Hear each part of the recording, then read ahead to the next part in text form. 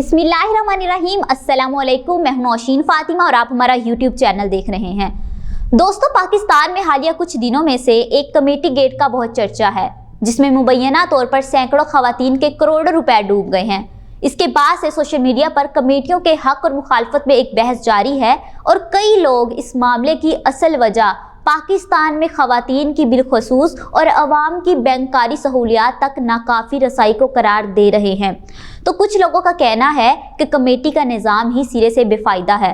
तो अब बात करते हैं कि कमेटियां होती क्या हैं असल में, और लोग ये कमेटियां क्यों डालते हैं। दोस्तों, अगर तो आप पाकिस्तान में रहते हैं तो आपने बचपन से ही सुना होगा कि घर की किसी ज़रूरत या आपके किसी काम, मसलन नई मोटरसाइकिल लेनी है या फीस वगैरह की अदायगी के लिए वालदा ने कमेटी डाल रखी है। लेकिन मज़े की बात यह है कि कमेटी सिर्फ पाकिस्तान में ही नहीं बल्कि दुनिया भर में हर उस जगह डाली जाती है जहां लोग बैंककारी निज़ाम तक या तो रसाई नहीं रखते या बुलंद शरह सूद की वजह से बैंकों से कर्ज लेने को बेहतरीन ऑप्शन नहीं समझते। क्या आपको मालूम है कि कमेटी सिस्टम को इंग्लिश में rotating savings and credit associations कहा जाता है? नहीं मालूम था ना? तो चलिए अब बात करते हैं कि ये कमेटियां डाली कैसे जाती हैं।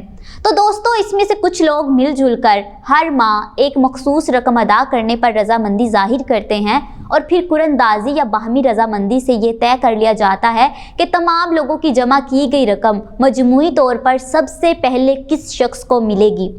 आमतौर पर सबसे पहले कमेटी इस शख्स को दी जाती है जो या तो कमेटी का मुंतजिम हो या फिर कोई ऐसा शख्स जिसे फौरी तौर पर किसी बना पर पैसों की ज़रूरत हो। अब आप में से कुछ लोग ये पूछेंगे कि कमेटी का आखिर फ़ायदा क्या होता है। तो कमेटी का फ़ायदा ये होता है कि अगर मिसाल के तौर पर आपने फौरी तौर पर 2 लाख रुपए की कोई चीज़ खरीदनी है, मगर आपके पास, जैसा कि आजकल बहुत महंगाई है और आपके पास सिर्फ 25,000 रुपये हैं, तो आपने 7 मज़ीद लोगों को जमा करना है जो हर माह 25,000 रुपये इस कमेटी में डाल सके। जब आप समेत 8 लोग अपनी रकम मिलाएंगे तो ये 2 लाख रुपए हो जाएंगे और आपकी ज़रूरत बगैर किसी सूद पर मुबनी कर्ज या तवील दस्तावेजी कार्रवाई के ही पूरी हो जाएगी। अब इसके बाद आपने अगले 7 माह तक हर माह 25,000 रुपये देने होंगे, जिसके बाद ये कमेटी ख़त्म हो जाएगी।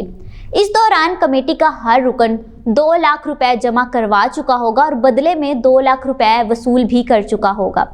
बज़ाहिर देखें तो सेविंग्स अकाउंट में पैसे रखने या किसी और जगह सरमायाकारी करने के बरक्स कमेटी में आपकी रकम कभी भी असल से बढ़ती नहीं। इसका वाहिद फ़ायदा ये है कि आपको एक साथ वो रकम भी हासिल हो जाती है जो आप आमतौर पर शायद जमा ना कर पाएँ, मगर किस्तवार आप इतनी ही रकम बआसानी दे सकेंगे। अब आप में से कुछ लोग मुझसे ये कहेंगे कि ये तो सरासर ख़तरा ही है। हाँ, तो ख़तरे की बात है कि अपनी कोई रकम किसी के हाथ में थमा दी जाए, ये सरासर ख़तरे की ही तो बात है। ताहम इसमें ख़तरा इसलिए ज़्यादा होता है क्योंकि आम तौर पर तमाम लेन देन सिर्फ एतबार की बुनियाद पर और कैश में किया जाता है और कानूनी तौर पर ऐसी किसी कमेटी में होने वाले फ्रॉड को साबित करना बहुत ही मुश्किल हो जाता है।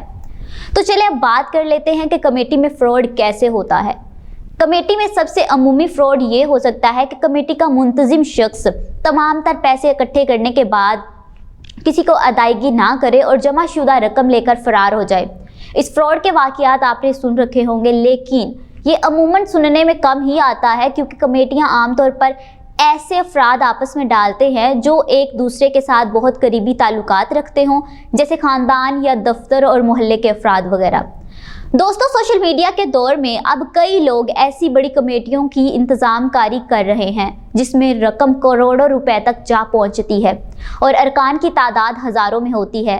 बिलाशुबा जब इतनी बड़ी तादाद में लोग जमा हों तो कुछ एक अफराद की जानिब से भी रकम की अदायगी में ताख़ीर के बाइस पूरा सिलसिला मुतासिर होता है। अगर ऐसी सूरत में मुंतजिम खुद रकम अदा करना चाहे तो नतीजा नुकसान की सूरत में ही निकलता है और मुंतजिम का तो दिवालिया ही हो जाता है। दोस्तों, उम्मीद है कि वीडियो पसंद आई होगी, तो वीडियो को लाइक और शेयर कीजिएगा और अपनी राय कमेंट सेक्शन में ज़रूर दीजिएगा। एक नई वीडियो के साथ आपसे फिर से मुलाकात होगी, तब तक के लिए अल्लाह हाफिज़।